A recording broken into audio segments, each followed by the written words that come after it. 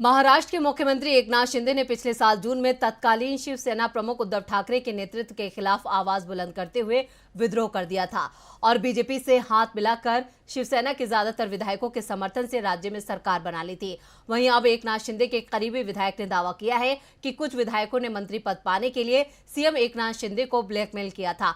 आखिर क्या है पूरी खबर, देखते हैं ये रिपोर्ट।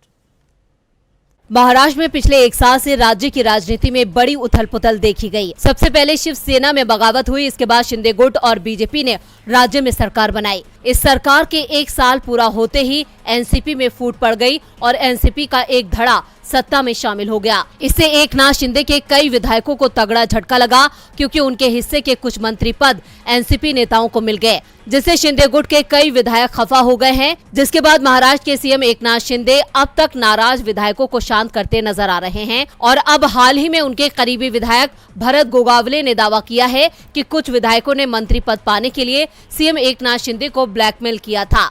आपको बता दें कि हाल ही में महाराष्ट्र सरकार में उनके मंत्रियों, नेताओं और अधिकारियों को डिनर पर बुलाया गया था, जहां भरत गोगावले ने कहा कि मैं मंत्री पद पाने वालों में सबसे ऊपर था, लेकिन जब मुख्यमंत्री एकनाथ शिंदे मुसीबत में पड़ गए तो मैं पीछे हट गया। पहली 9 लिस्ट में मुझे मंत्री पद मिलने वाला था, लेकिन हमारे एक साथी विधायक ने मुझसे कहा अगर मुझे मंत्री पद नहीं दिया गया तो मेरी पत्नी आत्महत्या कर लेगी। जबकि एक विधायक ने कहा कि नारायण राणे मुझे जीने नहीं देंगे, मेरी राजनीति खत्म कर देंगे। तीसरे विधायक ने कहा कि अगर मुझे मंत्री पद नहीं मिला तो मैं शपथ ग्रहण समारोह के तुरंत बाद इस्तीफा दे दूंगा। इससे मुख्यमंत्री एकनाथ शिंदे मुश्किल में पड़ गए, इसलिए मुझे अभी तक मंत्री पद के लिए इंतजार करना पड़ रहा है। सीएम एकनाथ शिंदे के पास ब्लैकमेल करने वाले इन नाराज विधायकों को मंत्री पद देने के अलावा कोई रास्ता नहीं था। उन्होंने कहा कि जब अजीत पवार और उनके विधायकों को मंत्रियों के तौर पर शामिल किया गया तो मुझे कहा गया था कि मुझे अजीत पवार के साथ शपथ लेनी है। मैंने इंतजार किया, लेकिन किसी ने भी मुझे शपथ लेने के लिए नहीं कहा।